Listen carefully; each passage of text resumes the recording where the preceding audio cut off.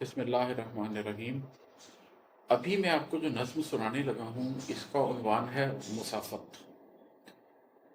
اس کا بنیادی تھیم یہ ہے کہ زندگی میں آپ ایک مسافت طے کرتے ہیں جو غم جانا سے شروع ہوتی ہے، اس کے بعد وہ غم دوراں پہ آتی ہے، پھر وہ غم ہستی پہ جاتی ہے، اور بالآخر اس کا انجام تلاش حق کے اوپر ہوتا ہے۔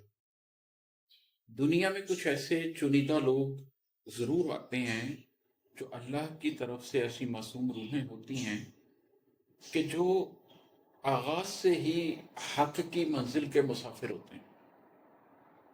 وہ زندگی میں نہ کبھی غم جانا میں پڑے ہوتے ہیں، نہ غم دورہ میں پڑے ہوتے ہیں، نہ غم ہستی نے انہیں تنگ کیا ہوتا ہے۔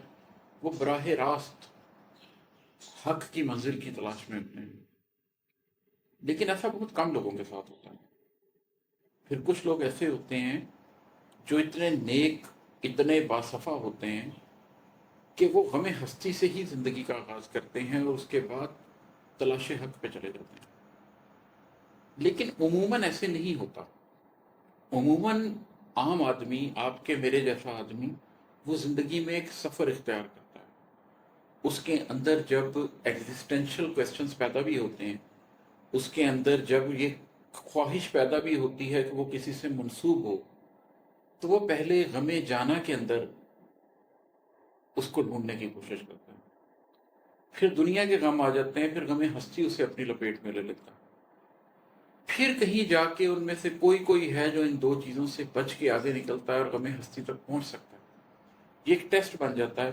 بہت سے لوگ غم جانا پہ ہی رہ جاتے ہیں، بہت سے لوگ غم ہستی پہ ہی پھنس جاتے ہیں،